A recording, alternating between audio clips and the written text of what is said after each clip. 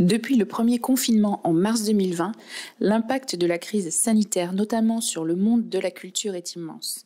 Parce qu'il y a au moins 1000 bonnes raisons de soutenir ce secteur essentiel, la ville de Deuil-la-Barre s'engage. Yael Chemouni, conseillère municipale déléguée à la vie culturelle et à l'animation, nous explique pourquoi et comment la ville agit. Alors heureusement, la plupart de ces acteurs ont su nous proposer des contenus numériques et on est nombreux à suivre et à partager ces contenus depuis plus d'1 an. Mais l'inquiétude grandit puisqu'on a du mal à se projeter sur une reprise culturelle bientôt. Alors la question qui se pose est de savoir pourquoi et comment on peut soutenir la culture. En plus, avec les conditions sanitaires actuelles, il a fallu ruser de créativité pour mobiliser et fédérer autour du secteur culturel sans créer de rassemblement. Alors nous avons profité d'une initiative inédite de Gauthier Herman pour montrer notre soutien au monde culturel. Alors de quoi il s'agit ? Gauthier Herman est un violoncelliste aventurier un peu fou, qui fait le pari fou de courir 900 km, donc jusqu'à Aix-en-Provence, pour donner un nouveau souffle au secteur culturel. Et il part du 18 avril au 31 avril. Il sera accompagné d'une équipe de personnes motivées, dont Benjamin Ducasse, qui est directeur du conservatoire de Deuil-la-Barre. Et Benjamin Ducasse fera cette course à vélo, puisqu'il est en situation de handicap et ne peut pas courir. Et ça, c'est un exemple de motivation et de dépassement de soi très intéressant et très inspirant. Donc, c'est une opportunité à ne pas rater pour montrer notre soutien, le soutien des Deuillois au service et au secteur culturel.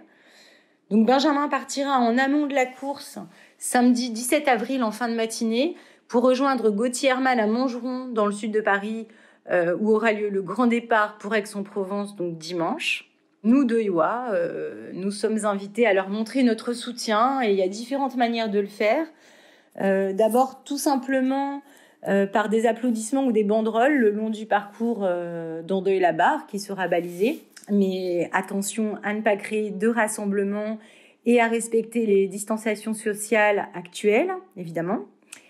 Ensuite, en s'engageant auprès des acteurs culturels par le biais de participation à des cagnottes en ligne ou en achetant des billets de spectacle. Il y a plein d'artistes qui profitent en ce moment de ce temps pour créer des pièces ou enregistrer des disques. Donc il y a beaucoup de cagnottes en ligne. On peut trouver ça facilement sur Internet. On peut aussi inciter les entreprises et les collectivités à s'engager dans la culture en achetant de l'art et des spectacles. Deuil-la-Barre s'engage par la création d'une saison culturelle 2021-2022 ponctuée de spectacles vivants et nous projetons déjà des partenariats avec les artistes deuillois. Je suis certaine que les Deuillois seront solidaires autour de cette cause car depuis le début de la crise, beaucoup d'opérations de soutien ont été mises en place sur des initiatives personnelles ou associatives. Et j'encourage donc tout le monde, Deuillois ou non Deuillois, à suivre sur le site de la ville et les réseaux sociaux ce défi fou qui s'appelle « Je cours pour la culture ». Et dans les autres médias aussi. Vous trouverez les informations détaillées en ligne sur le site de la ville. Et je termine cette petite interview par un mot d'encouragement aux musiciens, sportifs ou non. On vous soutient, on pense à vous et on a hâte de vous retrouver en live.